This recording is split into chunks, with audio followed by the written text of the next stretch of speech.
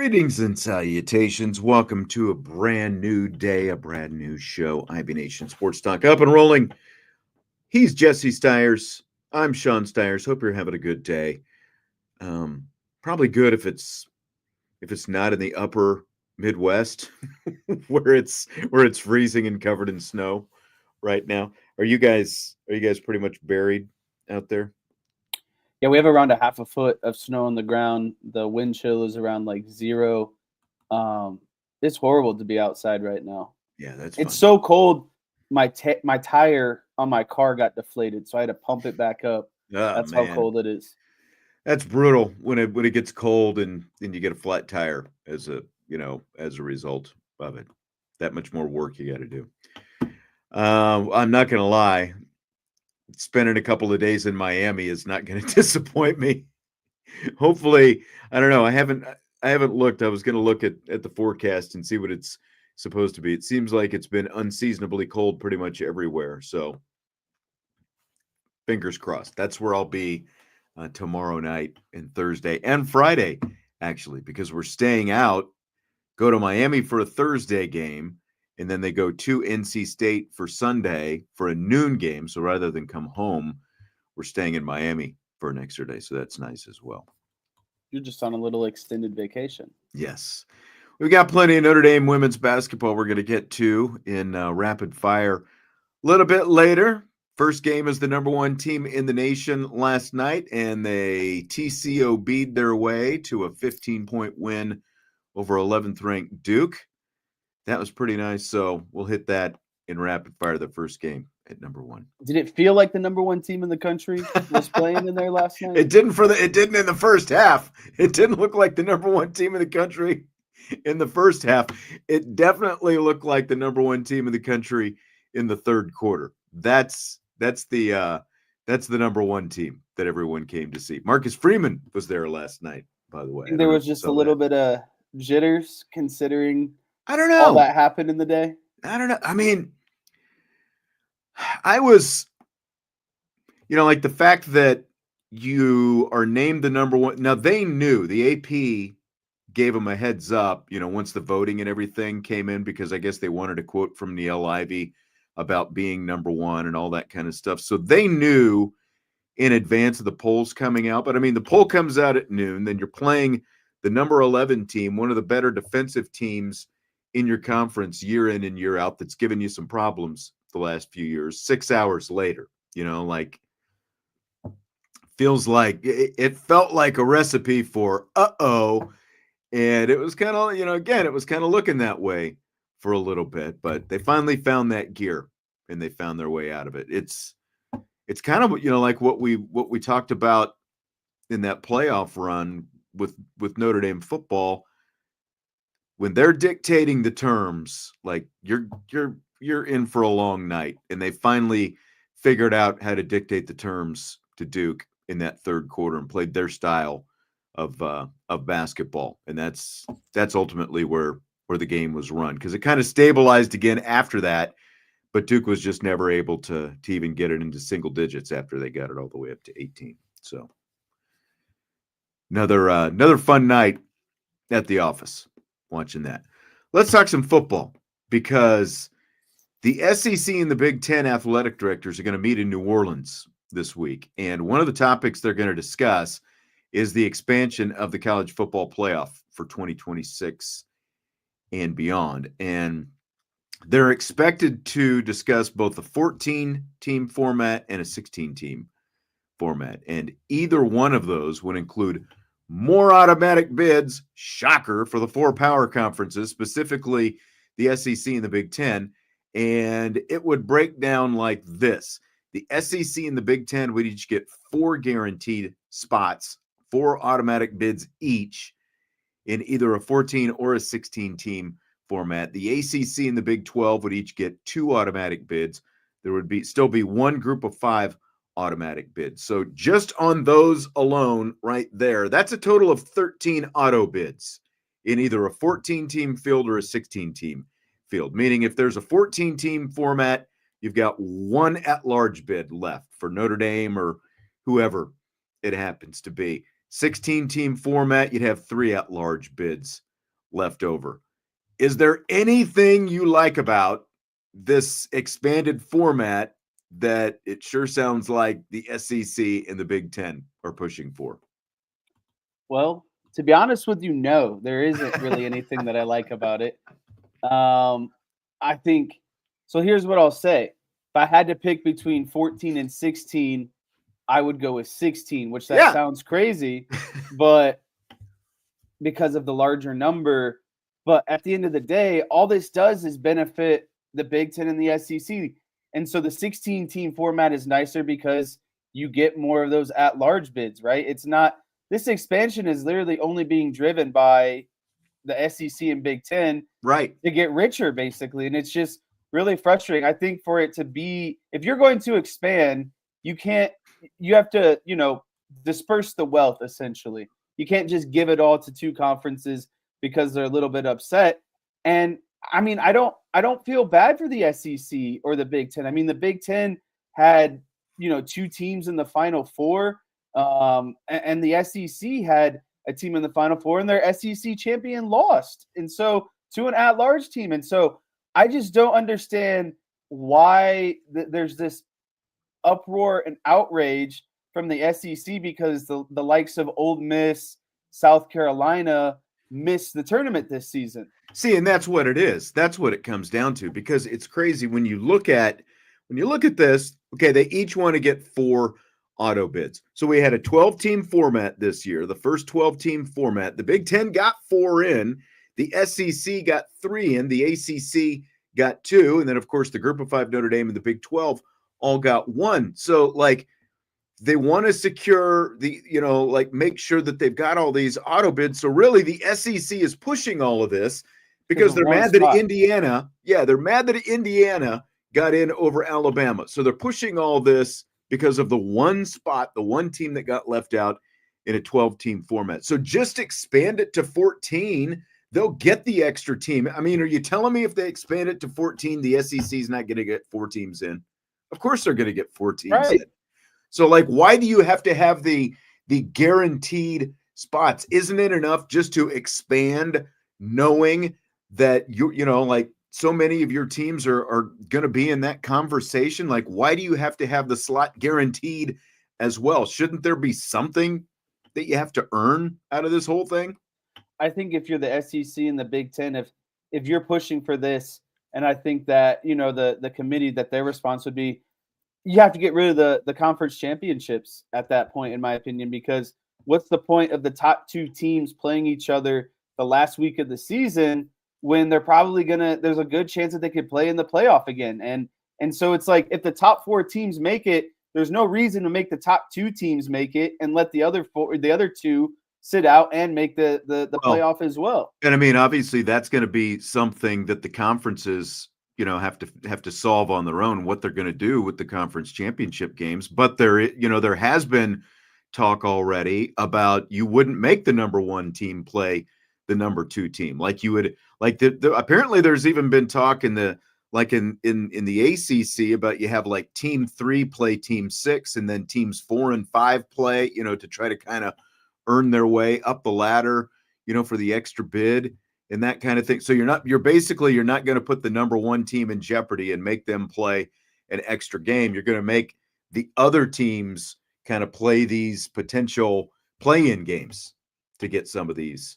But no, again, none of that is nothing's definite at this point. This is all still in the discussion phase. But I mean, here's the thing, going back to this year, again, if you're going to have the 4 auto bids, in the SEC, in the Big Ten, if the expansion had been in effect this year, in the SEC, Texas, Georgia, and Tennessee all get in, just like they did this year. But I don't know if you've looked at this. There was a 6-way tie for 4th place in the SEC. So now you're going to guarantee your top 4 teams are getting in, but how are you going to parse through a 6-team tie? Are you going to do what they did in Friday Night Lights and go meet in the diner someplace and everybody's going to flip a coin a few times and eliminate each other or draw straws or whatever it happens to be, or maybe the athletic directors get to wrestle on live TV or something like that. So, I mean, you might think you're solving one problem if you're the SEC, but it's just another problem that's going to come up because you're still going to have all these other ticked off teams in your own conference because you're going to have ties like these. They're going to pop up every year. No, I completely agree with you. It's like you're opening up another can of worms because you're opening up this can of worms, right? Like there's repercussions. And, to be honest with you, I just don't understand why there needs to be this expansion, because I think that the postseason tournament should be like an inclusive club, basically, like it should mean something to get there, and expanding to 14 to 16, you're just kind of allowing anyone in, right? And I get it. It's more games, it's more marketing, more TV, more money, and all that stuff. But I just, at some point, you got to draw a line in the sand and say enough is enough, because it just becomes too diluted. It becomes watered down. And what did we see, in the first round games predominantly this season? A lot of not really close games. And so if you branch that out to another level, what are we really going to see here? Like 1 versus 16? Like that's not even going to be a close game, So I don't know. It's just too diluted for me at the end of the day. No, I absolutely agree. I mean, people were complaining about the first round games this year. And again, I mean, that's with 12 teams. So now you're going to add teams to the mix. And you think that you're not going to get like, there really doesn't, like, it seemed like, other than some of those first round playoff, blowouts this year, it seemed like the 12 team format did pretty well. We're only guaranteed one more year of the 12 team format. And then like whatever they come up with, whatever the next format is, that goes into effect in 2026 and beyond. And it's just, again, it's beyond me that the SEC and the Big Ten already gobbled up all this real estate, already, essentially caused the demise of what used to be a Power 5 conference out there in the Pac-12. And now that they think that they've got to get these guaranteed spots as well. And of course, because like it's going to come to vote. And if you're the ACC and the Big 12, are you going to vote no when you're being guaranteed an extra spot, beyond just your one conference champion or your highest rated conference champion? Of course not. Like, and that's how the ACC, or not the ACC, the Big Ten and the SEC are kind of trying to leverage this. They're throwing their weight around, but they're also, throwing the ACC and the Big 12 a little bit of a bone as well. But, it's like, come on, guys, come along, vote for us, vote for Pedro, come aboard. No, I definitely agree. I guess the bigger question, though, is,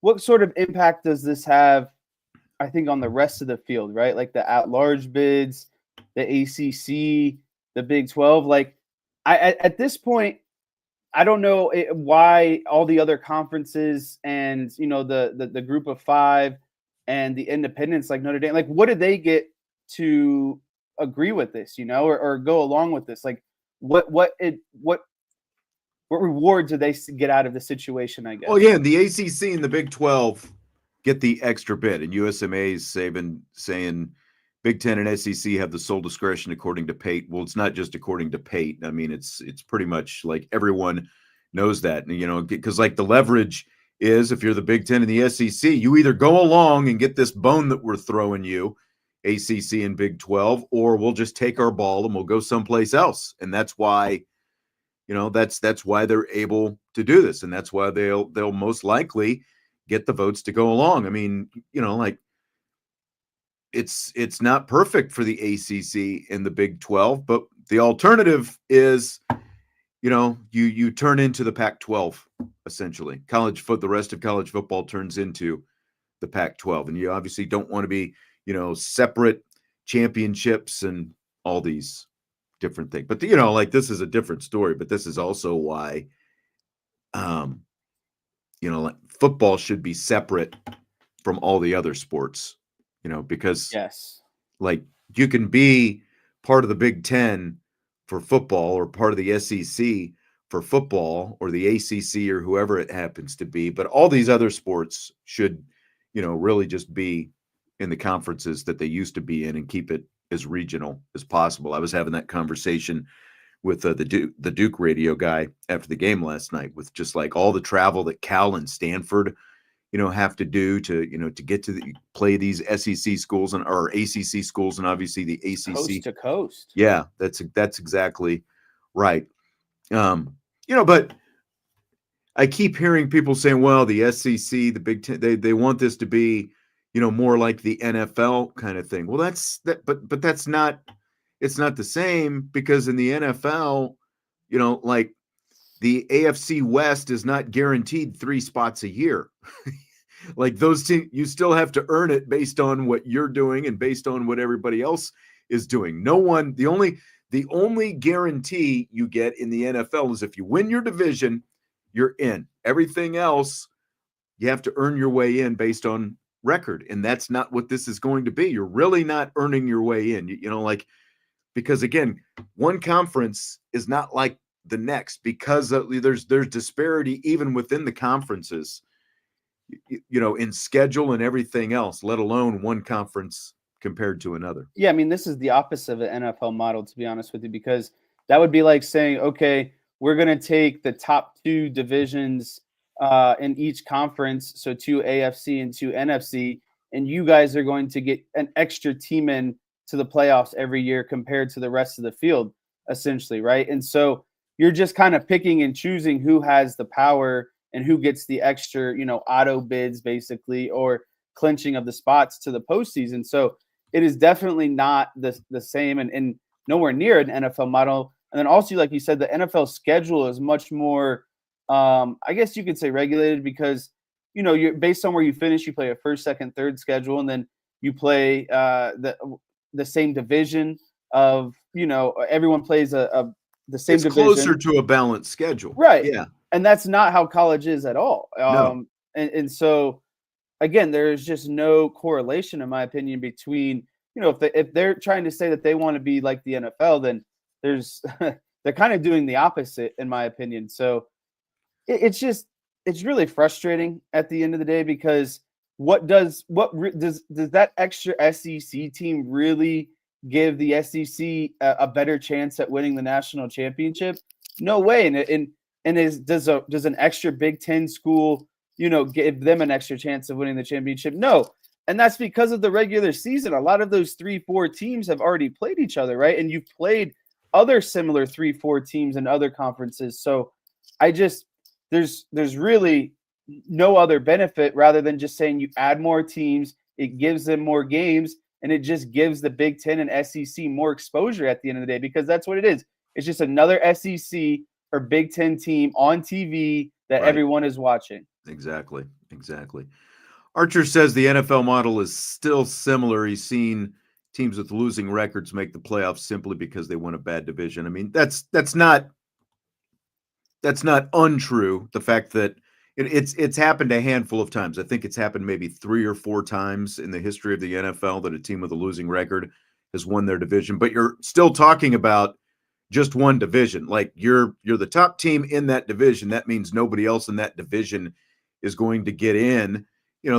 So yeah, like again, the NFL, at least, you still have to win something to get in, whether it happens to be a bad division or not. Like you can argue whether or not a team that wins their division with a losing record deserves to host a playoff game, which you get to do if you win your division, with whatever record, but again, like you're still earning your way in much more than you would be in this scenario, where you're just granting bids based on the fact you're getting that grandfathered into a degree. Yeah. Well, you're getting now. Joe says if they do that, then Notre Dame should be able to get a first round bye, even if they're ranked high enough. Now, again, like what this turns out to be, we don't know. I mean, it's still in the discussion phase, like this 14 and 16 team expanded fields have been floated and have been discussed over the last year or so. But, I have seen just in the last day or two since this stuff came out with this meeting getting ready to take place in New Orleans, that there are, different aspects of this on the table, like, doing away, for example, like obviously the buys are going to change drastically, whether it's 14 or 16 teams. If it's 14, you're only going to have 2 teams with a first round bye. If it's 16, you would still have 4 teams getting a first round bye. But there is discussion, like with this expansion, like, they're not like, they want to do away with how it ended up being this year with Arizona State getting that bye. And who was the other team that ended up getting the bye? I'm trying to, off the top of my head, who got vaulted up? Boise? Yeah, Boise State as well. Like, they got elevated because of, the format where, you win your conference championship, and you're ranked, X spots, like basically there's discussion about doing away with that aspect of it, and potentially Notre Dame would be able to get a bye. Basically. Yeah, I think that what you should do is not reward the conference championships anymore. Well, lessen, I guess, that to a degree, and just say conference championship gets you into the playoff. And I think you could do the 2 highest ranked, or maybe even the singular highest ranked Power 5 champion automatically gets you in. But I think that buys should just be solely based on your power ranking, not, your conference championship and you vote other teams. So, I think conference championships, if you're going to play the game, should matter. And I think that's, basically punching your ticket to the tournament, kind of like basketball, basically, like you get the auto bid into it, but that's not like some of those teams aren't getting ranked ahead of, the top 25 just because they won their conference, essentially. So I think that that's something that college should definitely, that should be a part of the rule changes for the next cycle, I guess. So, again, like all of this is still, nothing has been determined. This is all still, they're talking about this, but I'm sure that, both of those conferences are going to go into this meeting, and they're all going to have, like their perfect idea of what they'd like to see, their perfect proposal. Jonathan says a home playoff game won't happen because it'll be rigged for the Big Ten and the SEC having all the home games. A big reason, or one of the reasons that they're doing this, is also to take the subjectivity of the College Football Playoff Selection Committee out of the process, because again, like, they feel like Indiana should not have gotten in over Alabama, and maybe, Ole Miss as well. So if you want to remove the subjectivity of the College Football Playoff Committee and go into, that I just put up there about the, the whole system being rigged, if they're going to do this, if they're going to change the format and they're going to allow all these teams in, should they just use a computer to generate team rankings like the old BCS used to do? Spit it out and rank them 1 through 16, or, whatever it happens to be, and boom, that's how you're going. And obviously you assign the slots based on, okay, we've got to get 4 SEC teams out of this. So even if an SEC team isn't, maybe they're ranked down here at number 20, or, whatever, kind of like Clemson was this year, should they just do that rather than even have a committee be a part of this? Do you want humans involved in it, or should you just go back to some kind of, computer formula, spit it out to, try to remove any of the human bias from the whole process? Yeah, I think that there's basically 2 parts to this. I think there should be a committee, but they meet on stuff like format, rules, basically how the I guess you could say the tournament is put together. And then for the actual rankings, I do think that you should have just computerized, basically BCS kind of numbers that spit things out. I was going to say that, like, numbers. There's the numbers don't lie, right? Right, and there's so many different things that you can do, like different rankings, and then make an aggregate of it. Like, it wouldn't be hard, essentially, and I think that is the best way to do it. And then again, you use the committee to kind of make the framework of the tournament, but you let the actual seeding be done by the computers. Yeah. Tom says subjectivity in determining the playoff is a feature of the college football of college football, not a bug. Oh, Michael saying numbers do lie. They can lie sometimes. That's right, depending on what numbers you look at. But I mean, look, we used the BCS formula when they were just picking the top 2 teams.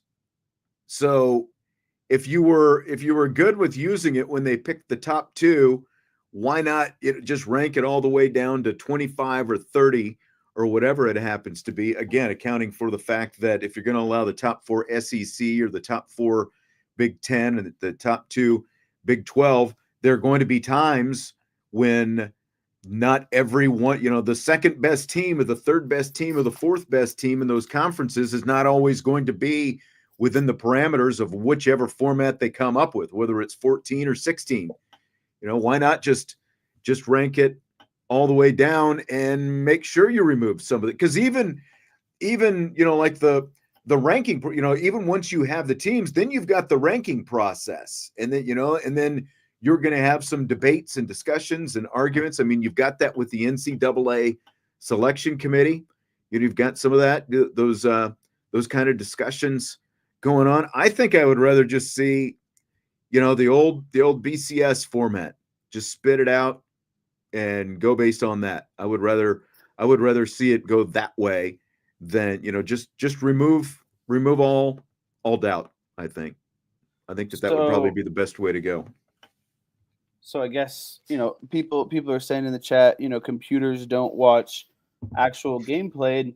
I get that, but computers take all things into account and try to find a way to, cross compare, neutralize sort of type situation better than what I think humans could, to be honest with you. And, when have you ever heard of computer bias, right? Or calculation bias, but there is such thing as human bias. So, as long as you are grading everyone by the same criteria, and it's not just, simple wins and losses, there's all kinds of stats taken into consideration.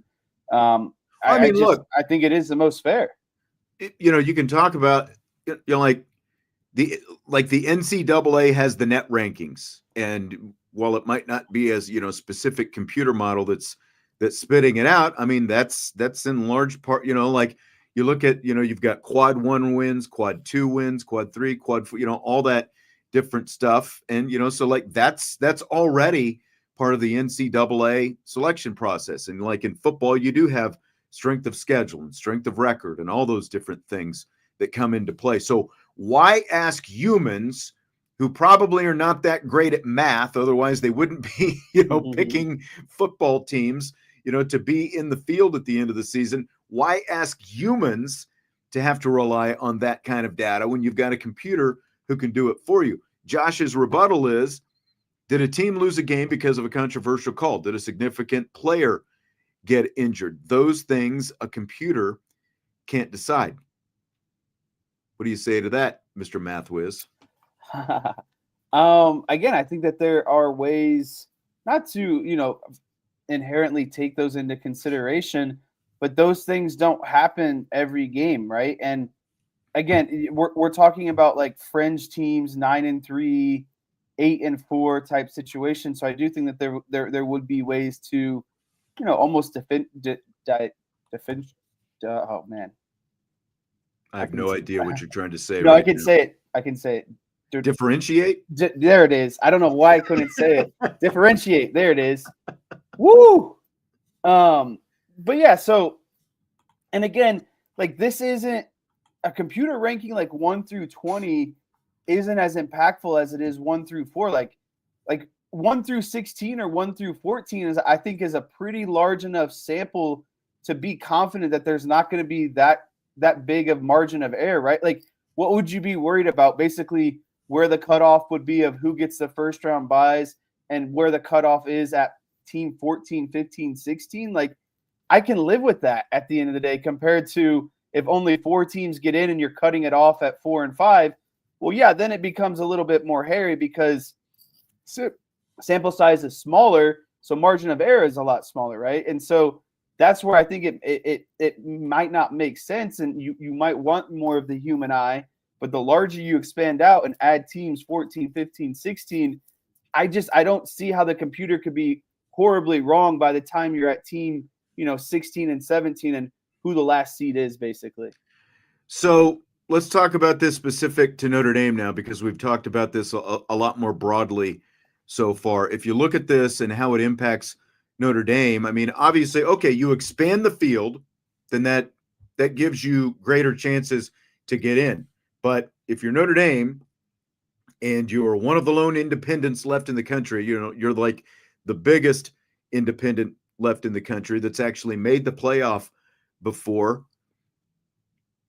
Is it how big a concern should it be for Notre Dame with the SEC and the Big Ten flexing like this? Because you're giving, again, like if it's a 14 team field, you're giving away 13 auto bids to everybody and leaving, one spot remaining. I know you can say, well, okay, so if Notre Dame, if you're in the top 14, then you're going to make it in. That's a potential guarantee. But again, it's a very small margin of error when there's one spot up for grabs and you're the only one not playing in a conference, and all everyone wants to do is use against you the fact that you're not in a conference.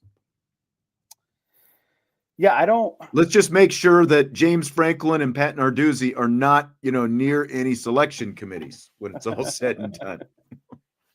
I do believe that it would hurt Notre Dame because of what you talked about. The margin of error becomes so small at the end of the day. I think there would already be enough pushback if a 2 or 3 loss potential Notre Dame team was the team fighting for that last at-large bid, because anytime Notre Dame is involved, I feel like there's always gripes about it, right? And so I think that's not something Notre Dame wants to deal with. But again, most importantly, would Notre Dame have made the playoff had they lost one more game and lost to NIU like they did in a 14-team format? I guarantee that they wouldn't have. That there would have been, an extra, maybe the Power 5 champion would have got in over them, like Boise State. Or, maybe another one of those SEC teams would have gotten in over Notre Dame, because there's already that sort of bias out there. So, again, it creates an unnecessary amount of pressure on Notre Dame to have to be really, a one-loss team every season to feel pretty safe. Right. Because, an undefeated or a one-loss Notre Dame team probably, in an expanded field like this really has no worries. A 2-loss team, still has a better chance of getting a bid, if it's 14 or 16 teams. But again, it's easier to squeeze them out, because if you do, if you're sitting there with 2 losses or even 3, which is the range those SEC teams were in when they got pushed out of a 12-team field this year, if you're sitting in that 11 to 14 range and you're Notre Dame, you can't be completely comfortable, right? Because of the fact that auto bids are going to these other conferences. Like, the 4th best team in the SEC could have 4 losses. The 2nd best team in the Big 12 could easily have 3 losses, but they're going to be guaranteed a spot because they finish in that top 2. So that has to give you some concern if you're Notre Dame. And this is exactly the road that I was leading to, Jonathan. It is a push, I think, to get Notre Dame to join a conference. Because again, it's like, okay, we're expanding the field. There's still going to be room for Notre Dame right now, but we're going to give all these guaranteed spots to everyone else who's in a conference. And Notre Dame, you have no guarantees. You're the one that still has to earn your way in, while we're giving away all these other spots to everybody else in conferences who haven't won anything. James Franklin, you got in the playoff. Even though you didn't win your conference, you didn't have to play in a conference. Well, I guess, yeah, they did have to play in a conference championship game. Ohio State, the national champion, didn't have to play in a conference championship game. Didn't win their conference. But that's my point. You seem to agree with that. Yeah, I do agree with that. So, and it's like, again, not to kind of beat down on the horse, but, you force Notre Dame to join a conference. Cool. Now they have to revenue share, go down the board of all the other issues. But again, to me, there's no purpose of the conference championship if you're going to expand and force everyone to basically be in a conference. Because why would some of the best teams in the conference want to play an extra game for no unnecessary reason? And again, I think that they'll still have something. They'll probably call them the playoff play-in games or something. Like the Big 12 playoff play-in game. Like the 1 and 2 would like not. maybe the There's no fourth need and for it fifth. anymore. Yeah, maybe like the fourth and fifth teams in the SEC end up playing in what used to be the SEC championship game or something like that. And then like the second and third place teams in the ACC and the Big 12 and the Big 10 and that kind of stuff. Maybe that's what you end up seeing. I think that they'll still have something because it's a TV product, but I think that they push for this. I don't think that they're going to put their regular season champions, their number one seed, in any jeopardy and make them play an extra game. I think that there'll probably be some kind of game, but it'll be the lower tiered teams trying to fight their way into a playoff that you put in those games. Wouldn't you think? Oh, for sure. And if I'm the number one or number two team in the conference, I'd straight up say I'm not playing in that game. We're going to sit our starters because there's no benefit to it. And so if you want to see, a bunch of backups playing each other in what's supposed to be, a conference championship, the best of the best, I would literally boycott it if I were the number one and number two teams, to the point where it would have to be a play-in game, basically. And I think you would do it for that last seed, the number 4 seed, and basically say, 4 versus 5. It's kind of like what the NBA does now. They have their play-in games to get into like the last actual playoff spot, and I think that's what you'd have to do. Yeah, Father David says if you want to remove bias, there's one model, the NFL. And everyone's talked about the super conference or, whatever you want to call it, the college football super conference. I mean, it feels like it's just leading in that direction. Hey, we used to have conferences around the country. And then if you won those smaller then you were in the conversation, right? Really, that's what it comes down to, is they just probably need to regionalize this whole thing and put it in pods of 8 or whatever. And basically, you have the effect of conferences, and then based on that, you earn your way into the playoff at the end of the year. You'd be better off with something like that than the road that they're going down right now. I agree, and I think that's I like that they've said that that's their kind of goal, but you actually have to do things that follows your words, right? Like actions, because the NFL model is the best model, and I think that's why you get the best consistency. And there's really, when have you ever walked away from a Super Bowl and be like, man, I think these other teams would have been a better, basically would have done better, performed better, etc. You really don't, and I don't think you can say the same, because you earned your way in. You had to win the games to get there. Yeah, that's exactly it. ND Sailor says, so if Notre Dame gets a bid, if they are ranked in the top 14 in a 14-team scenario, in the top 16 in the 16-team scenario, and one of the automatic qualifiers has to get pushed out, who is pushed out? And this goes back to the BCS thing. Like, if you're in that scenario, would you rather have a room full of individuals who are all going to come with their own bias making that decision? Or, I guess I realize people are going to be upset no matter what. If it's a committee, people are going to be upset, just like Alabama was upset the committee left them out. Whether it's a committee or the computer, you're just going to complain about whichever it is if you end up getting left out. But which would you rather have determining your fate? A group of people who, again, are going to come with their own biases, or a computer who's, whoever programs it can put their own bias in there, but I don't think it's going to have any particular team bias. Like, it's not going to have Notre Dame bias or Alabama bias. You know what I mean? I don't think that you could probably program it that deep, could you? No, it wouldn't be a team bias. It'd just be kind of maybe something. It could lean, into a team that might do something predominantly better, right? And that could be a bigger portion of the overall result, essentially, right? So I guess like the best way to put it is like, if strength of schedule was 30% of the final answer, then obviously some of the teams with the highest strength of schedule would already be a third of the way there, essentially, right? And so that's where I think you'd have to come up with a lot of different components that would hold kind of like 1% shares and try to neutralize it and make it as equal as possible. But really, it's like, to be honest with you, if you got a bunch of true mathematicians in a room, I don't think they care about, teams and this and that. They're mathematicians. They want to make this the most perfect kind of model that would, simulate the most, I guess, neutral results essentially, or be the most fair results at the end of the day. Father David says, without hesitation, he would pick people over a PC every time. And, Josh is saying strength of schedule can be biased as well, but you got to do something.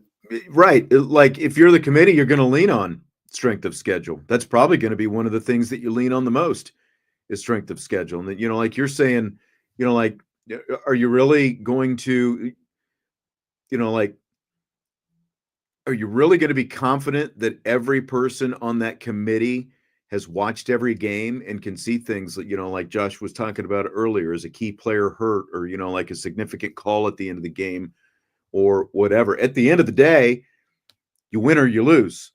So it ends up being fairly cut and dry. If you lose too many games, you should be left out. But again, that's not what this system, if they expand this way, is going to reward. It's not going to be rewarding necessarily wins and losses. It's going to be rewarding just based on how you happen to finish in your conference, unless you're Notre Dame.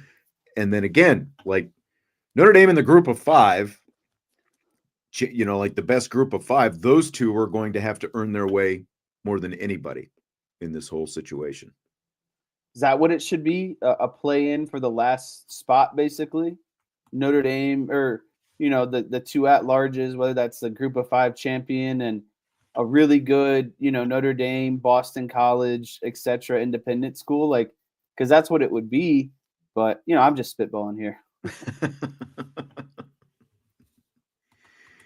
Salty says, as I understand it, Notre Dame is guaranteed a spot if they finish in the top 14 or 16. So that's a team-specific bias that only applies to Notre Dame. Fair point there. And, again, like you still have to worst case scenario this, because what happens if, team 4 from the SEC and the Big Ten come from outside of the top 14, or the second place team in the Big 12. Like all these things that we didn't really account for when this thing was being made this year, and again, it's like, it's one thing to get in, but then you still have to seed this thing. And what's going to happen to Notre Dame in terms of being able to host and all these different things. It just feels to me like there's a lot of wiggle room to that's not going to be very clearly defined with a format like this. I think that they're going to be, some things are going to come back to bite them, just like this year, just like with the fact that you had Ohio State and Oregon and Texas all sitting over on the same side of the bracket this year. That caused all the uproar with how things should be seeded and who should get the buys and all those things. Like nobody accounted for any of that. Shouldn't the ultimate goal be, not the amount of teams that get in and what conference they come from? Shouldn't it just be about creating the most, equal and I guess most variety of teams, essentially, right? To determine who the best is. And so when you start adding, when you start adding all these teams, there's really, again, no benefit to anyone that doesn't belong in the SEC and the Big Ten, because they're just getting an equal or basically a better opportunity at winning the thing at the end, right? And so I just don't understand why, as like the overall committee, why you would just basically give more seats to the Big Ten and the SEC just to give more seats, because it's not like you're creating a more competitive or more challenging or providing the most amount of variety to determine ultimately who is the best of the best. John says keep things the way they are. If I remember right, John didn't want a 12-team format. He wanted a 4-team format to stick around.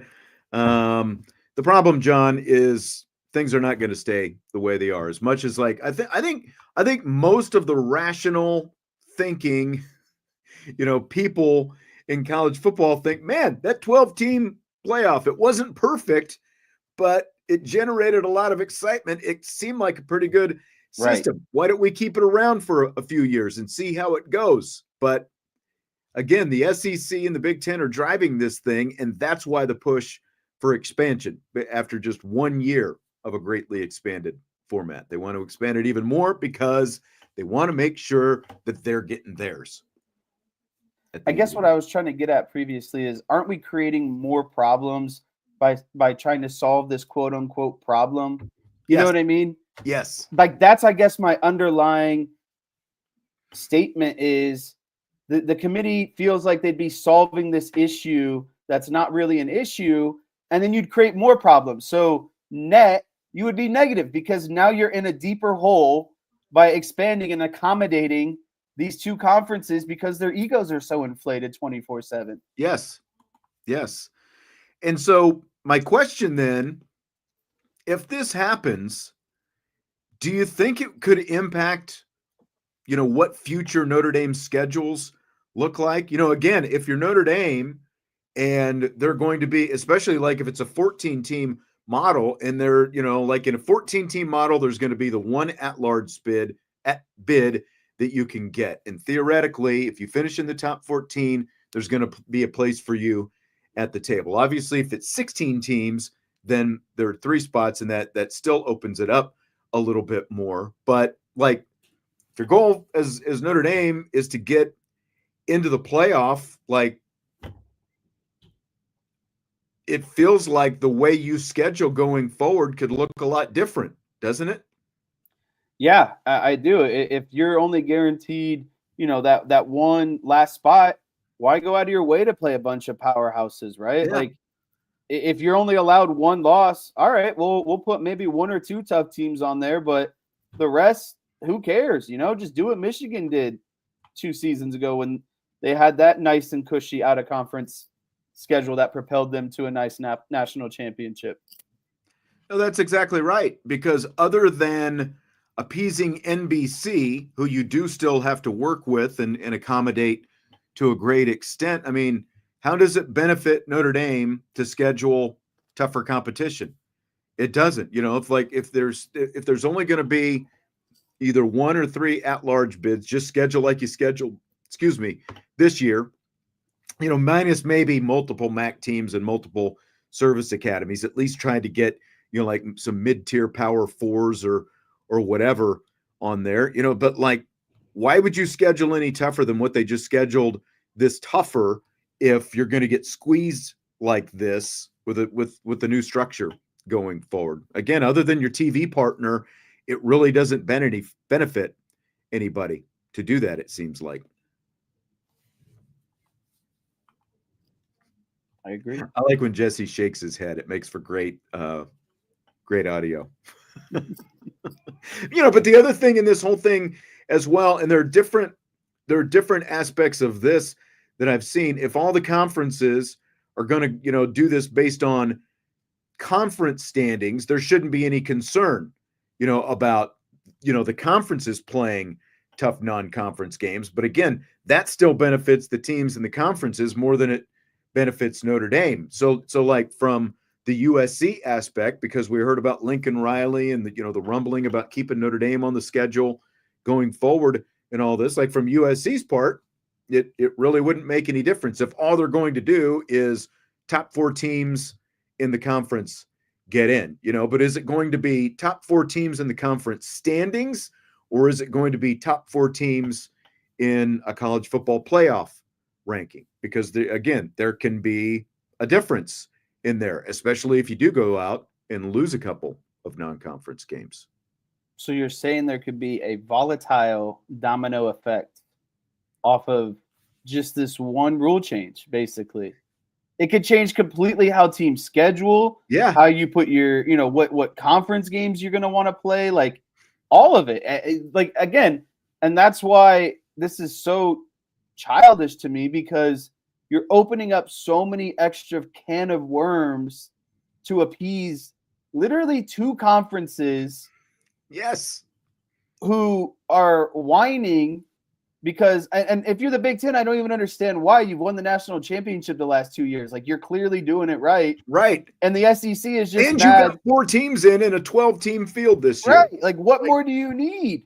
Why And do you the need SEC more is just guarantees? mad because Lane Kiffin won't stop crying and Beamer won't stop crying. So it's just, you can't take the weight of, what one person is saying and completely overhaul the system and turn a blind eye to all these other problems.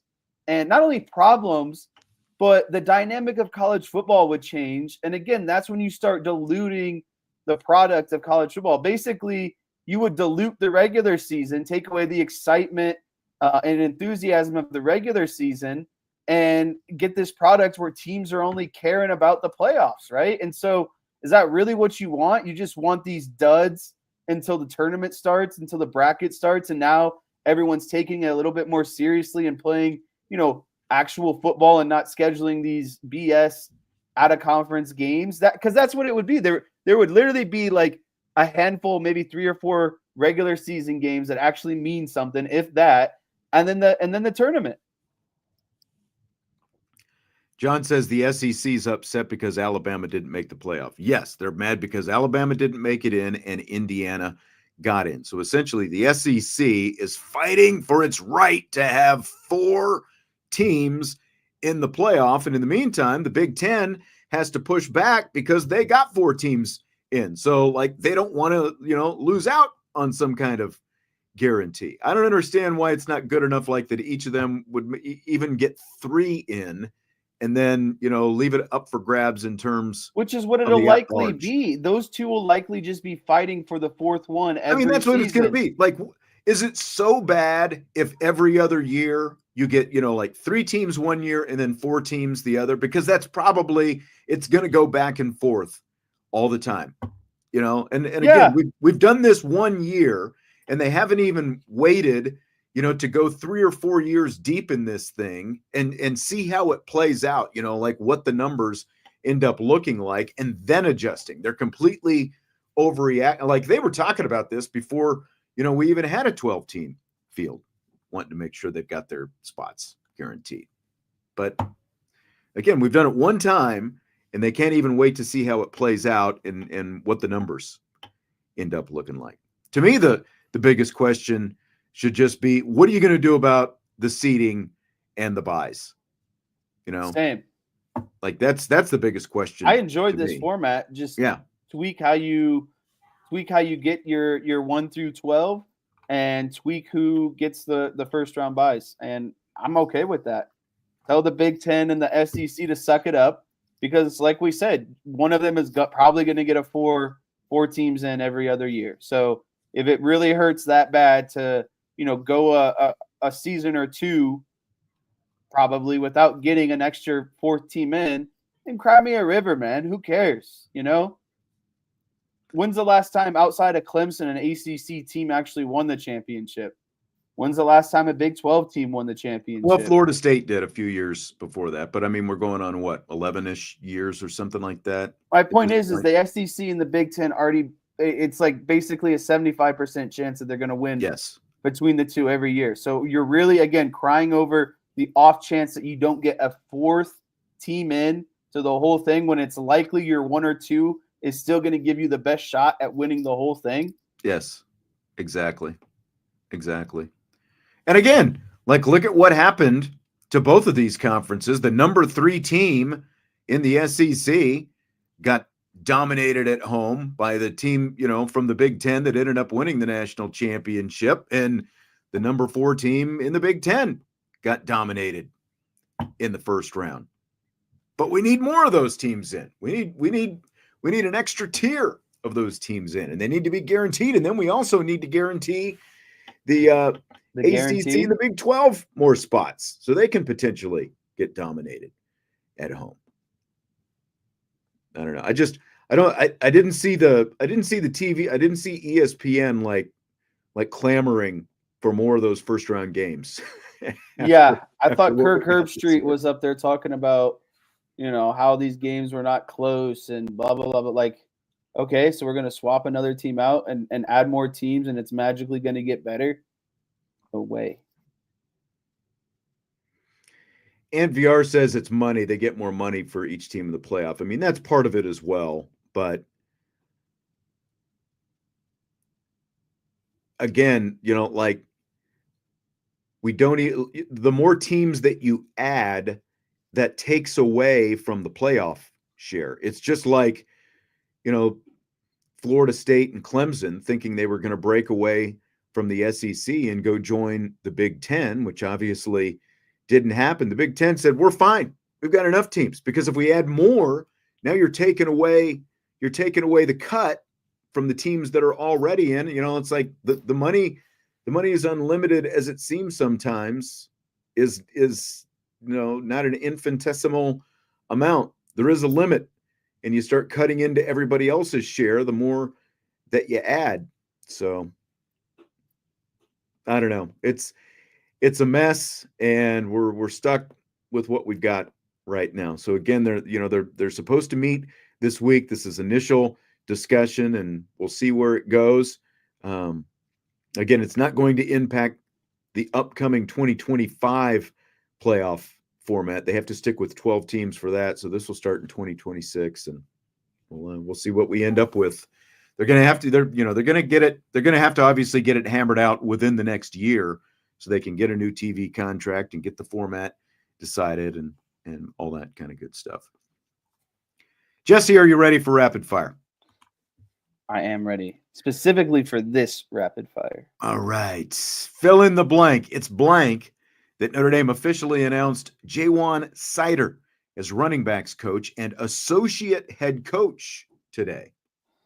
I think it's pretty electric, to be honest with you, at the end of the day, because, losing someone like Dylan McCullough isn't easy, especially, given the track record and the projection of this running back room over the last couple of years and the current talent that sits in it. But, if there's anyone to replace, I mean, he's the guy, right? Like, if you want to feel like you're not taking a step down and can continue to excel, then this is exactly the guy that you want.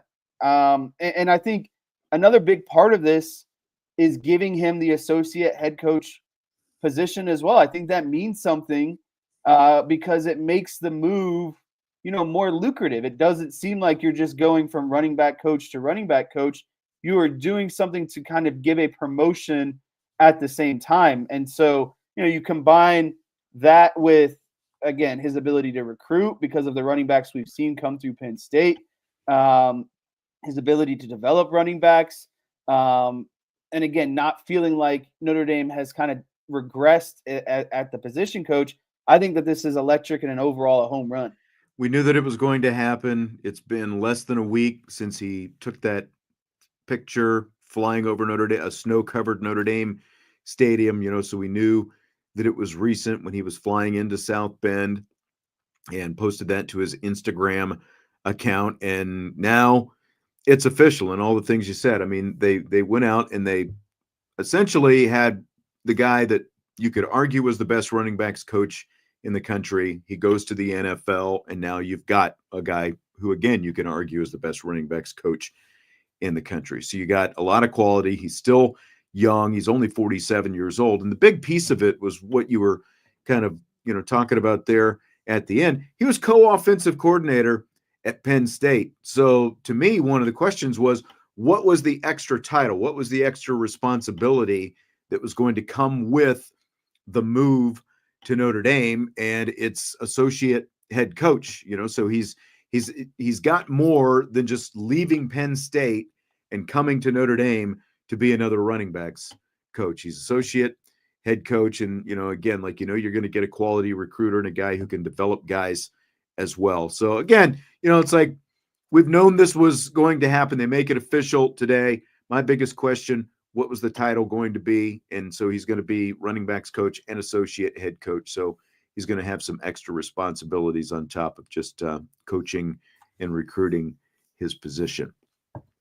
So we've got a long way to go, of course, until the actual start of the football season. But the start of spring practice, 1 month from today, March 18th, is when it starts. Jason Onye expected to be back with the Irish this spring after he missed the last 11 games of the season for personal reasons. What should the realistic expectations for Jason Onye be?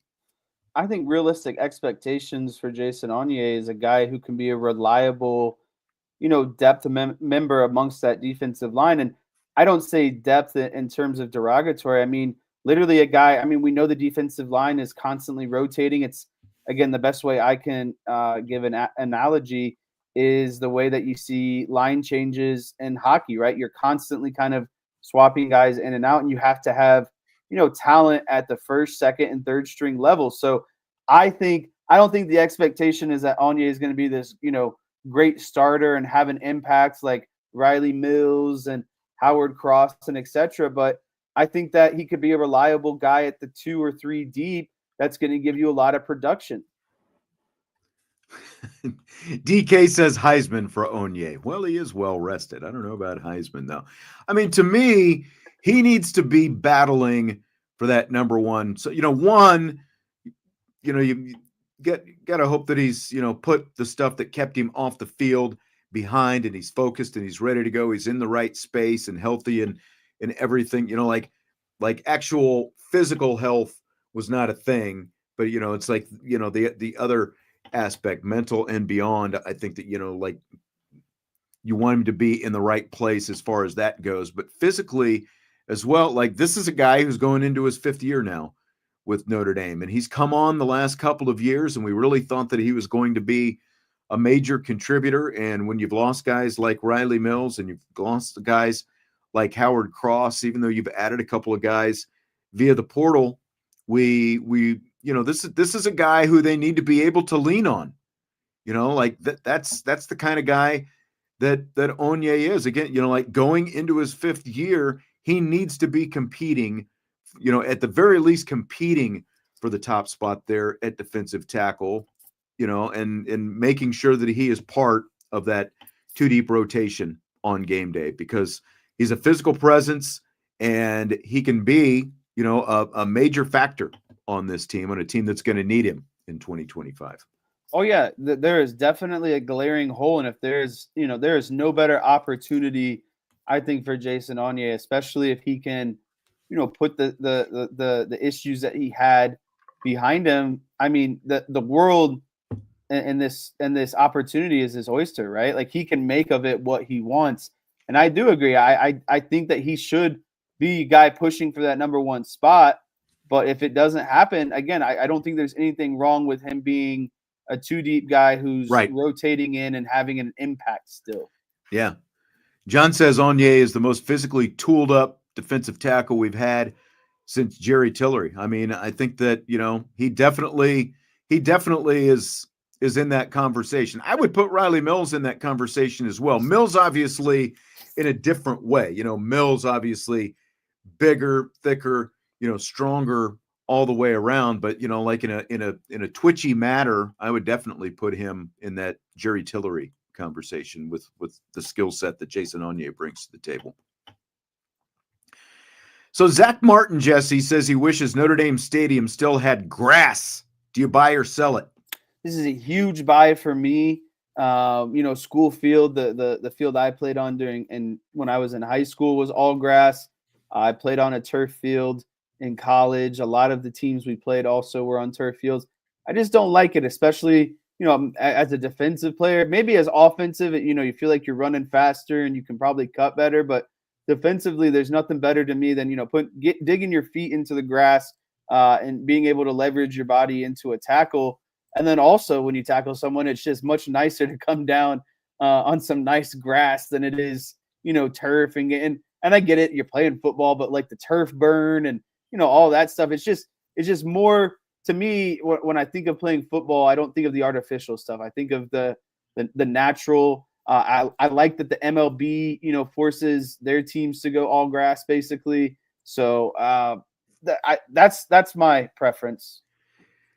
Bill Belichick got North Carolina to rip up the turf. They went back to grass. I don't even think they had grass that long out there before they went back. I think in a perfect world you would, but I think that with this expanded playoff and the fact that December home games are on the table, I think it is much easier, upkeep and being able to keep a consistent playing surface with turf compared to grass. And I think the most famous incident, it's crazy that it's been almost 20 years ago at this point, but like with Pete Carroll complaining about the tall grass and all that kind of stuff when USC came out of here for the Bush Push game in 2005, and Charlie Weiss talked about it afterwards. Like when the weather starts turning in this part of the country, it's hard upkeep, but to keep an actual grass surface out there, unless you're literally rolling in new turf, new grass, resodding for every home game, I think, once you get to this part in the year. So I think in a perfect world, yeah, you'd play grass, but I think that because of just the changing nature of college football and the fact that you got to host some games potentially in December, you're going to keep the turf out there. Yeah, I think the turf is better for maintenance. It's probably proven to be, lower cost because of said maintenance. So, I get it, but again, if none of those things were a factor and we could lay down a perfect grass field every week, I think you got to give me grass every time. Yeah, Michael says the field used to look like trash. I don't know if I go so far as straight up trash, but you do have a more consistent visual with that artificial turf out there compared to grass as well. I will say, I wish the times that I was playing a triple option team, I was on turf because there's nothing worse than a flooded out grass field. That's right. Even they have gone to turf now. So surprised that takes away their advantage. Yep. A lot of the high schools in this area have gone to turf over the last few years. It's kind of crazy. More multi-purpose, again, probably, less expensive at the end of the day. Yep. And again, more consistent upkeep, and you don't have to worry about, like sand spots in the middle of the field and divots, major divots and all that kind of stuff.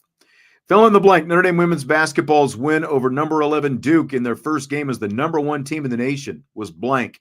To me, and I know you probably wanted to see a little bit more points, but I thought the win was a defensive masterclass at the end of the day. They held Duke to 39% shooting from the field, 11% from three, and in 2 separate quarters, they held them to single-digit quarters. So they scored only 8 in the second and third. And so, again, when you're playing, when Notre Dame is playing, you think of this offensive explosion. They've been averaging close to 90 points a game. They've been averaging a point differential of like 28 in a lot of their victories. So, it was started a little bit closer. And to me, that's the women. They start a little bit slower, but as the game goes on, I think they start to more naturally pull away after the first quarter. So, again, Duke was the number 11 team in the country. They also play really good defense, and I think putting up 64 is, not bad at the end of the day, but to hold a team to 39% shooting, 11% from three, and only give up 8 points in 2 quarters, to me, it was defensive dominance. I mean, to me, it's a statement about what the team is, because Duke is, it's a team built on defense. They're one of the, if not the best, Notre Dame is in this conversation as well. For their style of play, they're one of the better defensive teams in the conference. No, it's not a a straight up comparison, because obviously, like Tony Bennett's Virginia team played that pack line defense, so it's a different kind of defense. But similar to what Virginia was under Bennett, Duke is built on its defense. That's what they are, and they obviously came out.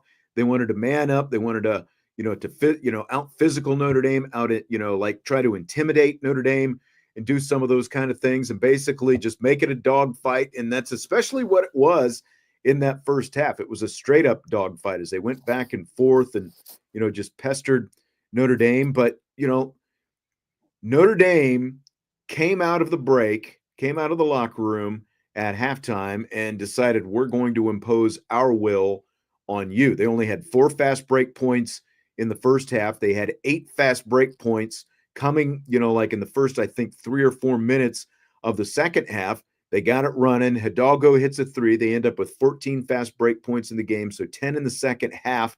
They get that 3 from Hidalgo that made it a double-figure game, her only 3, and they never looked back after that. Duke never got it, into single digits again, never got it close to single digits again. And I felt like there were some great adjustments that Niele Ivey made along the way, just in terms of matchups. And, I felt like, had Kate Koval on at the end of the game last night, and she didn't come out and, put up this monster stat game, but she got a couple of big buckets when they needed a couple of big buckets inside in the second half. Little things like that, like Liza Carlin. I think she only ended up with 3 points, but it was a 3-pointer. It's only her 8th 3-pointer of the season, but it was a big 3 because, again, it's like Duke would try to kind of make a little bit of a push, and then Notre Dame would just push right back and come up with some big shots. And, like the big 3 was the big 3. So it was, it started out a dogfight. Notre Dame was able to turn it into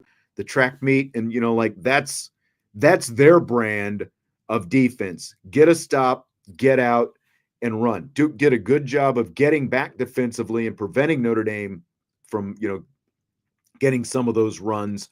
But then Notre Dame was, finally really able to kind of, find that different gear in the third quarter and come up with a knockout punch. So it was a lot of fun. And I think that was big for this team because of the fact, it's like they did just get the number 1 ranking, and they were playing a tough team, a team that has been tough on Notre Dame over the last few years. Duke had won 3 of the last 4 against Notre Dame going into last night's game. And to be able to come out your first game as number 1 and get a win like that was pretty impressive, I think. 18th win in a row as well. Yeah, I think the biggest underlying thing to me is you diversified your portfolio in which the ways that you can win basketball games, because you're not every quarter and half are you going to be able to dictate exactly how you want to play.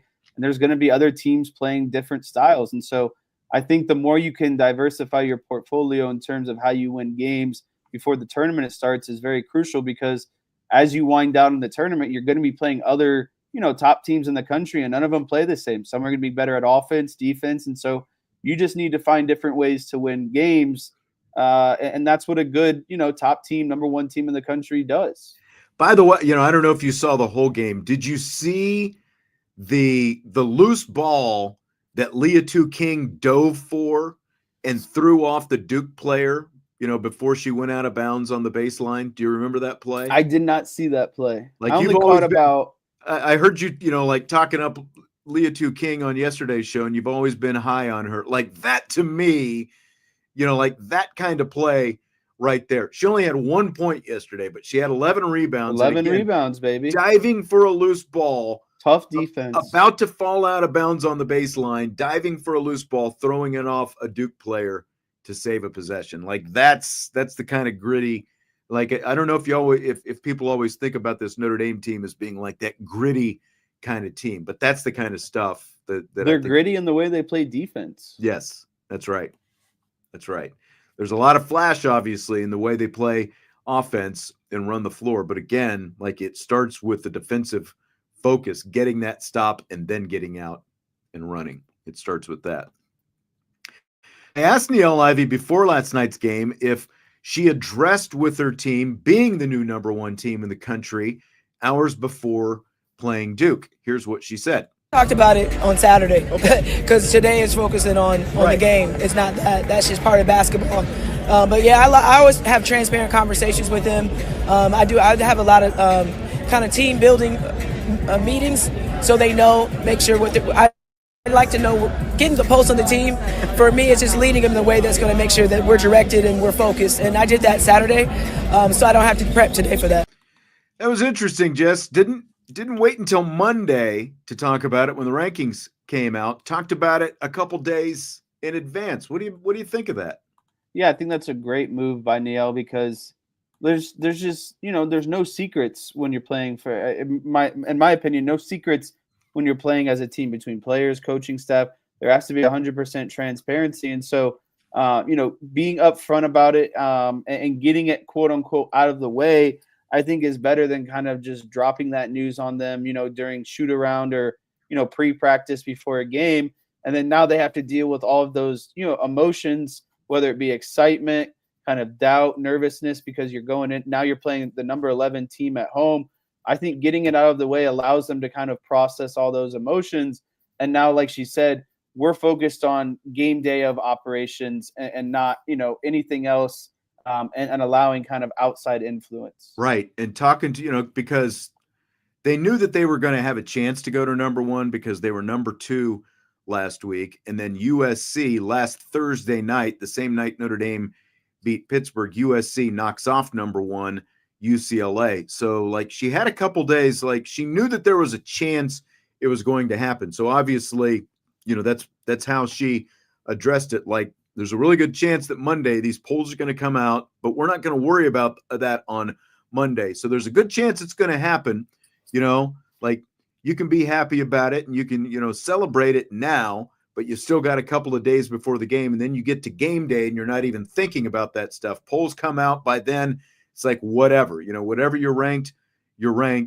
It's Monday now, it's game day, and we've got to focus on this game. So I thought it was like, I hadn't really thought about it until she said it like that, but I think it makes a lot of sense. You take care of it in advance. Like this could happen, get it out of the way. And then once game day rolls around, that's all you're focused on. Just like always is game day preparation.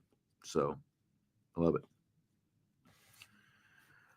Joe says, are the ladies holding the longest winning streak in the nation right now? I believe, I know it's the longest active streak right now, because obviously UCLA got beat, in terms of, like Power 4 and all that kind of stuff. I'd have to look and see, like in terms of smaller conferences and all that kind of thing. But in terms of the Power 4, yes, they are.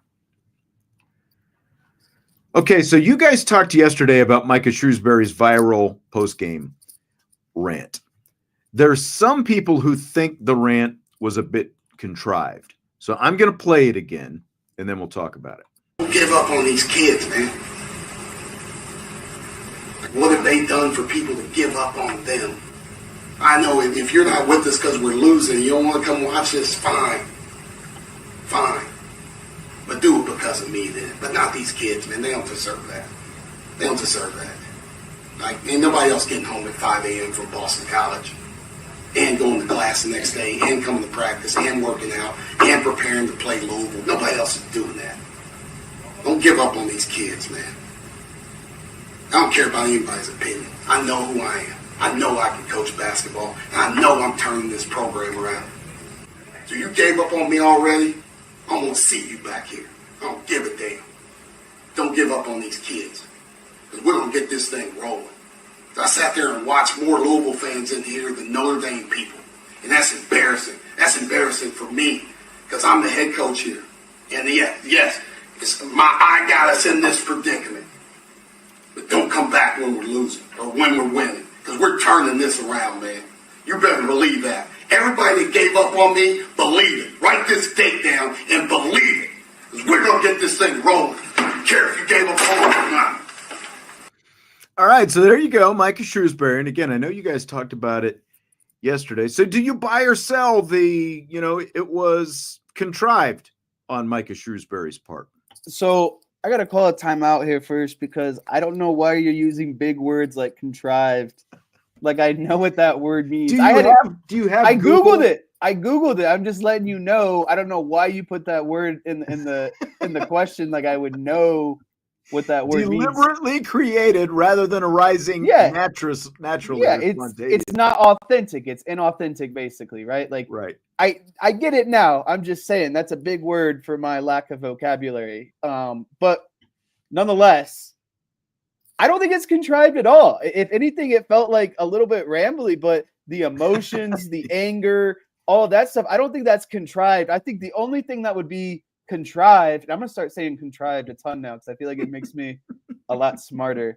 The only thing that I thought was potentially contrived was like the swipe of the mic at the end. That's the only part where I was like, when he gets up and he's like, "Get out of my way, microphone." Yeah, I think that's where What he's the like, you know microphone what? do to you? I'm gonna just get this microphone out of here and put the exclamation on it. But like again, I don't think what he was saying. I don't think the emotions, putting his foot down, drawing the line in the sand, saying remember this date. I don't think that's contrived.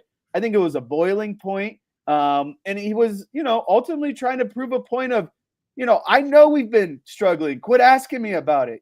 Quit ask me more productive questions, essentially, because I'm tired of giving you the same answer over and over. We've been bad. I know we've been bad, and that's on me. So let's move on. And again, I think he was kind of talking himself up in this response and getting more and more angry. And then was like, you know what? I'm done with this. I'm out of here. But I liked it. I loved it, to be honest with you. And I said it yesterday. I'd rather see a coach do that than sit back and sulk or, put up a couple excuses when he's asked the questions. He owned it. And he said it's going to change because of him. Yeah, and I mean, if it was contrived, it was only to the point of, like, I feel like when you're having a season like they're having, you've got so many close losses and just losses in general, but especially the close ones, those do start to accumulate. Those do take their toll. Vince and I have talked about this, and probably you as well. Like, it is much easier to just take the butt whooping and move on than it is to lose. So many games by like 1 to 5 points. Yes, and when it comes down to that, yes, they're always giving up leads. They always lose the game late too. And so, like, the Louisville thing would tick me off too, to see all that red inside Purcell Pavilion. There's a reason Mike Bray stopped playing home and homes with Indiana, because he didn't want all those Indiana fans inside the building over there. So they just said, we're not going to play Indiana anymore. Now, Notre Dame doesn't have a choice because they're in the ACC and Louisville's in the ACC. But that, those things would tick me off as well. So, like, maybe contrived is like one level up, but I will, say that, like, this team kind of needed a rallying point. And, it's like a manager getting ejected in a baseball game. Exactly. And, like, would you rather have him on the court taking technical fouls and getting ejected from the game, or, that kind of thing? Or, like, coaches don't want their players listening to what's going on in the media and being said about them and social media and everything else. But, like, something like this, is going to be heard ultimately by your team. And everything that he said in there was, one, yeah, he's defending himself, obviously, to an extent, but he also continues to shield his players. And, like, I saw somebody, like, comparing it to the Mike Gundy, I'm a man, I'm 40, and that was whole Vince thing. yesterday. Ultimately, but ultimately what Shrewsberry was doing was putting up a shield around his players, and he's saying, come at me, not the players. So from that aspect, I think it's nothing but a good thing. A coach in public sticking up for his players. And you're right, like, he probably doesn't want to keep answering the same questions over and over, but unfortunately that's part of what comes with the job. So, I mean, write down February 16th, 2025, and we'll see where we stand here in another year or so when he does get in, some of his own recruits and all that kind of stuff, and these higher rated guys, and see where they are. So, yeah, I mean, I've got absolutely no problem with it as well, because, again, it felt like they needed some kind of rallying point. Again, whether in the short term that pays off, I don't know, but I think in the long term that there'll be some long-term benefit from it.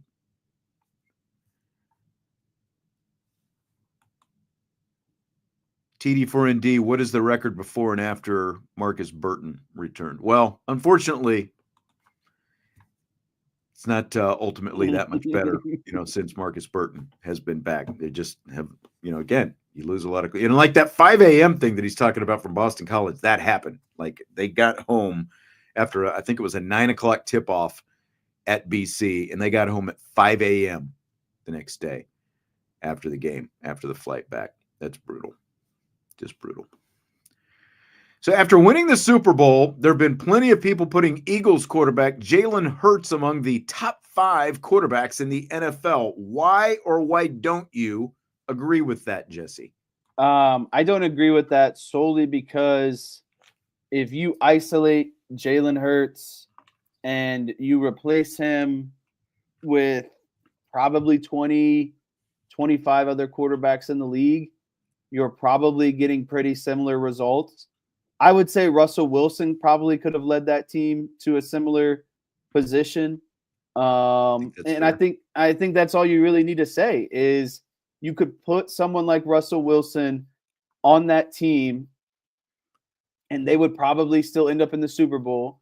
But if Jalen Hurts was the quarterback of the Steelers, I don't know how much they would probably have more losses at the end of the day, right? So you add Jalen Hurts to any other team, probably 20, 25 teams in the league, and they probably have a worse record than if Jalen Hurts than what they already had basically without Jalen Hurts. I mean, DK nailed it. Dak is number 1. Hurts is 32. All right, I'm not that crazy, and the following question will prove that. But look, Nick Foles, Trent Dilfer, Brad Johnson, Joe Flacco, and even go back to Jeff Hostetler. They all won Super Bowls. In no world were any of those guys ever talked about as a top 5 quarterback. And the only reason anyone now wants to put Jalen Hurts into that category, top 5 in the NFL, is because he won a Super Bowl. And, you were kind of pointing it out there. Like, he's literally got the best roster in football. And it's not just on the offensive side, on the defensive side as well. But, they put, the guy who was arguably the best player in football, Saquon Barkley, on that team this year and added a completely different dimension to the Philadelphia Eagles, thanks to the New York Football Giants. So thanks for that. So no, just because he won a Super Bowl does not put him in that category, because as I just rattled off, there have been plenty of guys who played on really, really dominating good teams. They happened to play quarterback on those teams, but none of them were considered top 5 quarterback, at their position in those years they won those championships. Jalen Hurts is a good enough quarterback who's got a ton around him on both sides of the ball. He's got arguably the best skill position guys around him. He's arguably, got the best offensive line, and at least for this season, one of the best defenses. Michael Parks says top 10. I don't know how far out. Our next question, Jesse, who are your current top 5 NFL quarterbacks? How far down did you make your list? Did you go past number 5? I did go past number 5. I had a feeling you would. I always got to come with a little bit of backup. So top 5 and no particular order, because I don't want to get that senile about it. But I can comfortably give you 5. Jim McMahon's another good one, Josh. Even though, like, for the time he was playing, like, I don't know if I'd probably put him in the top 5, but like, he was at his peak when they actually won that Super Bowl. But he also had Walter Payton and historically good defense. So you're probably right with that. I'm sorry, Jesse, to cut you off. Go ahead. No, that's okay.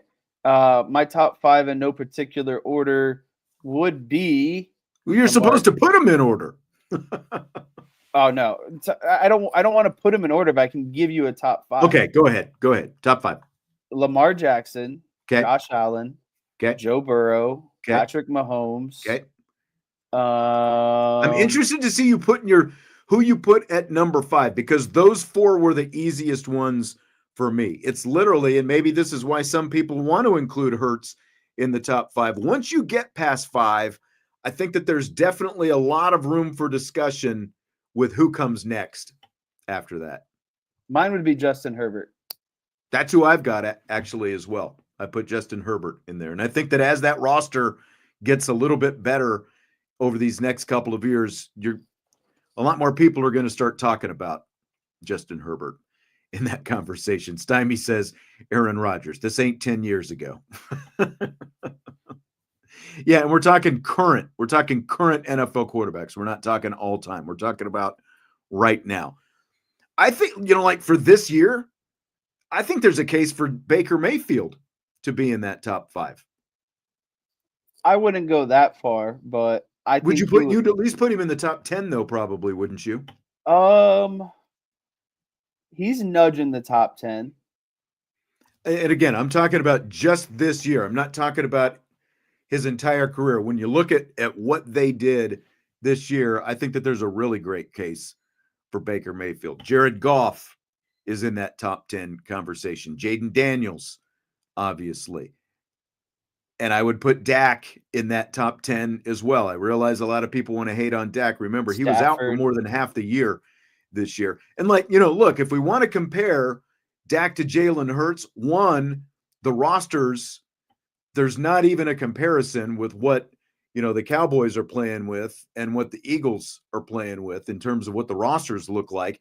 And I think this is also important to remember. Jalen Hurts and Dak Prescott have only played head-to-head 3 times since Hurts has been in the NFL, and Dak has won 2 of the 3 with inferior rosters around him. Dak has won 2 of the 3 Cowboys-Eagles meetings when both he and Jalen Hurts have played.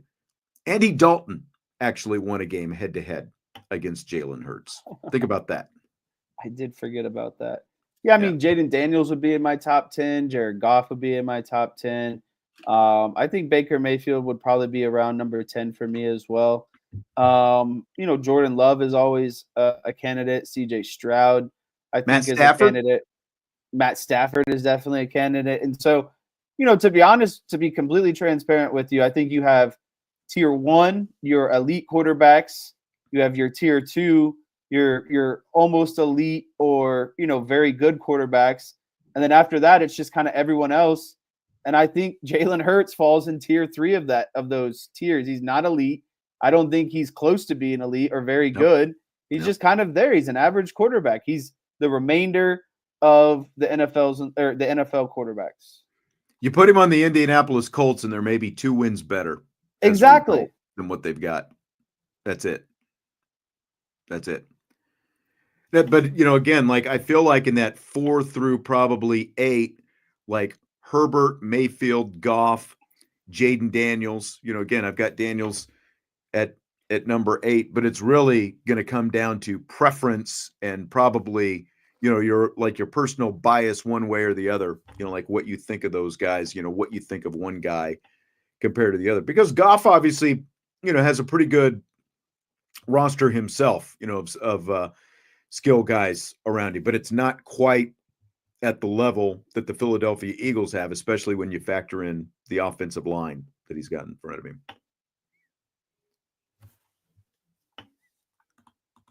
Now, I'm not arguing that, Robert. He says that may be true, but if you ask Dak, he would rather have the Super Bowl ring as opposed 100%. To victories versus, he obviously would, but head-to-head, Dak's a better quarterback. Yeah, he's a better quarterback. He just doesn't, the organization, the Philadelphia Eagles organization is so much better run than the Dallas Cowboys organization. The most important part. The way they draft, the way they develop, the whole thing. I'm not arguing free agency, that, but if you're talking about which is the better quarterback, then I don't know what to tell you if you're going to try to tell me Jalen Hurts is the better quarterback, because he's not.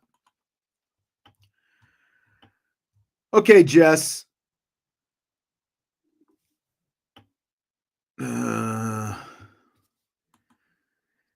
This is the Riley Leonard argument, obviously. Philly is obviously an Eagles fan. He says you guys are only going by aesthetics. Hurts doesn't look cool throwing the ball. Look, he's just literally got both sides of the ball, the best roster in the NFL. That's why they won games. They didn't win games because of Jalen Hurts. They won games because they've got a ton of talent, and he was good enough. I wouldn't go so far as to call him game manager, because I don't think he's that. But he was good enough to get them where they needed to go, and they were great on both sides of the ball. That's what it comes down to. Yeah, majority of his touchdowns came from, having his butt pushed into the end zone. Yep. Yeah, that's part of that as well.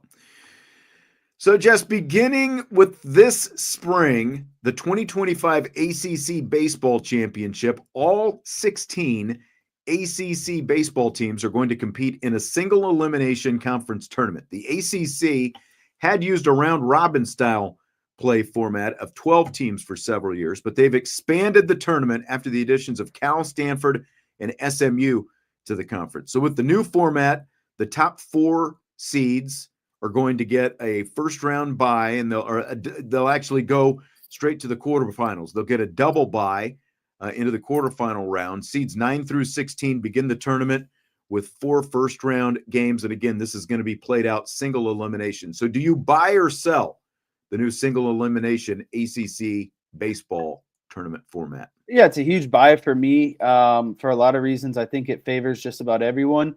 Obviously, the bottom tier teams, because they get an opportunity. The top teams get double buys, so they don't have to worry about potential for knockout. They get to rest. They get to play less games overall. Their starting pitching and bullpen isn't going to get as taxed. So and then there's obviously the middle teams too. So I think it also bodes well to them as well, because it kind of gives them that momentum leading up into some of the better teams of the conference. But pool play is just so unnecessary when you consider college baseball, because during the regular season they basically do a pool play or round robin, because they play these teams 3 times, in weekend series for their conference matchups. So, I think there's already enough determined, and I like having the weight on a single elimination, right? I don't think you should be able to kind of bounce back. See, I don't like that, because most conference tournaments, in baseball, are double elimination. Like, I could handle it maybe if the first couple rounds are single elimination, and then once you get to the quarterfinals where these teams have had the double buys, then you start making it double elimination. Maybe that makes sense, but I'm not sure I really like the single elimination format, to be quite honest, because that's not typically how baseball is played. Like you get to regionals and super regionals, they're both double elimination. Yeah, but again, I think that makes sense for, more of the high stake games, but just for the conference tournament, you already have such a large sample size of playing all these teams, earlier in the season. I get you don't play everyone, but there's still the teams you are playing. There is a large sample size. So it's like, what is the point of playing them potentially for a, 4th or 5th time, depending on how many times it goes into round robin, essentially. And I get what you're saying. I don't think that it means that much in a conference championship where you've already played so many conference games in the regular season. Right. The other aspect of this is, on the one hand, it's kind of cool that the ACC is now letting all the teams in the conference in. So theoretically, not even theoretically, everyone's got a shot to win the whole thing now, because you're letting everybody in. If they're doing it in baseball, why do they have a cutoff in the men's and women's basketball tournaments? They're going to leave, basketball is going to leave 3 teams home. 3 teams are not going to make it in. So why are they letting all the baseball teams in, but they're leaving 3 teams off in the men's and women's basketball tournaments? I don't get that. I don't either. I wish that it'd be more universal. Yeah. Yeah. Especially considering, again, most conference most conference tournaments in baseball that I know of play some kind of double elimination format, whether it's pool play so you can lose multiple whatever, there's some kind of double elimination, but they're going to single elimination. They're letting everybody in.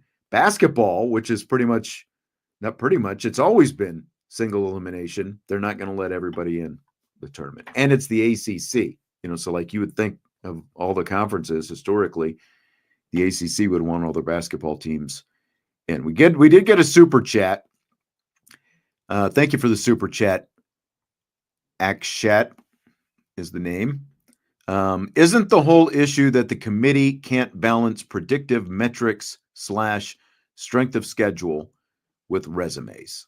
Correct. And again, I don't want to go too deep into this because I feel like we really talked about it, but I think that's where the computer comes into play of balancing a lot of those predictive metrics better than what humans would. And humans, I don't think, understand kind of the weight or gravity of those different metrics and allow them to kind of be overriding factors and not more of a, balanced recipe, essentially. So I think that's all I'd have to say to that. I would like one more final closing statement. If you don't mind. Go ahead. There was a chat by John Zabrowski, and it says new NFL stat. If you could bring that comment up, that buy or sell new NFL stat. stat. No, two above that. Oh, there it is. New NFL stat. Jalen Hurts leads NFL in having his butt pushed. But I get it that it's comical and that sort of thing. But my closing statement on this would be, it's kind of my point, because no matter who you replace in, it's not like Jalen Hurts is the difference maker in a 1 yard play where he's having the rest of the team push him in.